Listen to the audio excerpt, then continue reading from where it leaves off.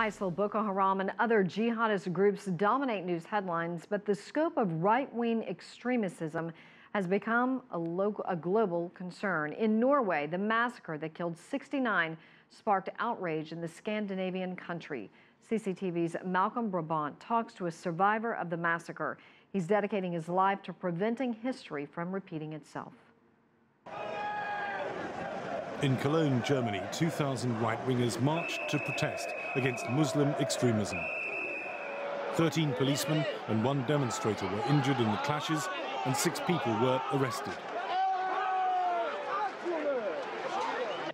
One person horrified by growing right-wing extremism is Bjørn Ihler, who witnessed the phenomenon at close hand.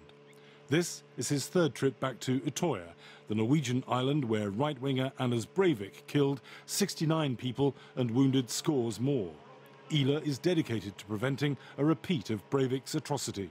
We need to realize that his belief system is not unique, and his views are shared widely across all of Europe, across all of the world. This is where Ihler saw many friends shot dead. He survived being targeted from close range and managed to save the lives of 2 small boys. This is one of the places where quite a lot of people got shot and where quite a lot of people were hiding. It's one of those significant places where many got shot. Bjørn Ihler has formed an alliance with American Arne Michaelis, a former white supremacist. Here, he's in Denmark, addressing intelligence agents and social workers working to neutralize both radical Islamists and the ultra-right. We have to do everything we can to battle extremism.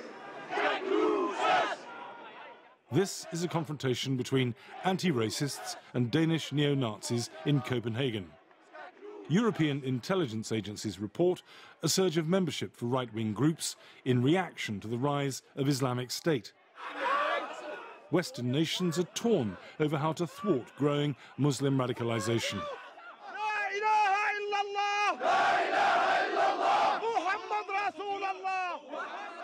Bjørn Ihler and his new colleague are convinced that society must reach out to potential extremists within Islam and the ultra-right. They really both drive each other's recruitment. They drive each other's ideology. Rather than shun them and fear them, understand that in both groups are people who need help and people who don't feel cared for, people who are marginalized. So the best thing you can do is to reach out and include them in your society. The concept of treating extremists with kindness in order to neutralize the threat they pose is being put into practice here in Denmark. Radical Islamists returning from Syria and Iraq are not being arrested. They're being given the opportunity to reintegrate into society. If they want it, they can have medical treatment. They'll also be given assistance to get a new job or return to education. The authorities here believe that it's better and safer for Denmark to have this benevolent approach than to alienate the jihadis. But it'll be some time before they can determine whether this experiment has been successful. As for Bjørn Ihler, he may have a big enough heart to reach out to extremists, but he can never forgive the gunmen who tore Norway apart. Malcolm Brabant, CCTV, Scandinavia.